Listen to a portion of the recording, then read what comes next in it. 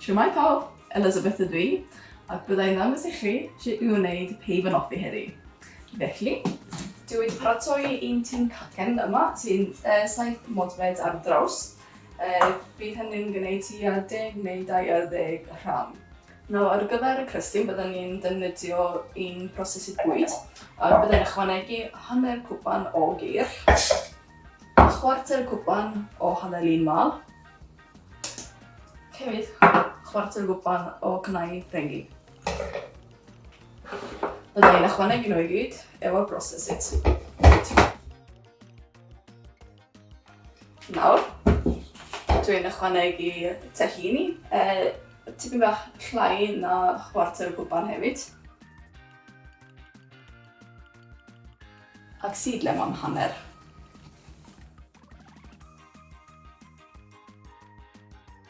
Ac dyma'r crystyn yn barod.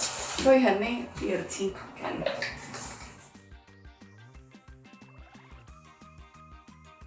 Torri'r bananas ar ei hyd ac rhoi nhw ar ben y crystyn, fel hynny.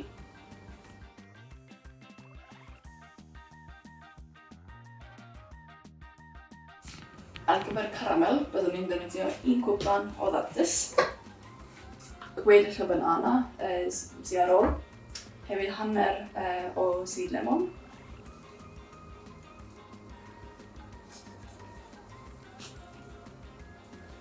tipyn bach o halen, dyma 2 llwy fawr yna, ac byddwn ni'n brosesu.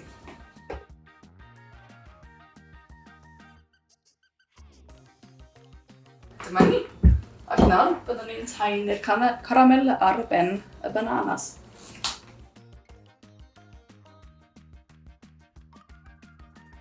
Ac nawr byddwn ni'n wneud hufen chwip ar y ben, ac defnyddio hufen cnau coco tua hanner pecyn. I melysu, dyma 1 llwy fawr o'r siryp fel agave neu beth bynnag ydych chi eisiau. Ac hefyd vanilla, a cymysgu nhw i gyd.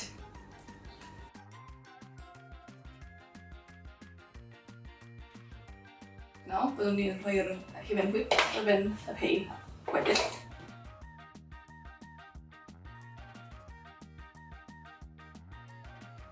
Nawr y peth olaf sy'n hollol optional i addurno y pei efo gogor ac powdr cnau coco ar y ben.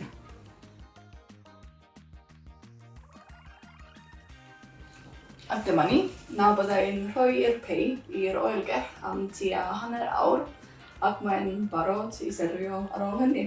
Ac nawr, mae amser wedi cyrraedd i weini'r pei.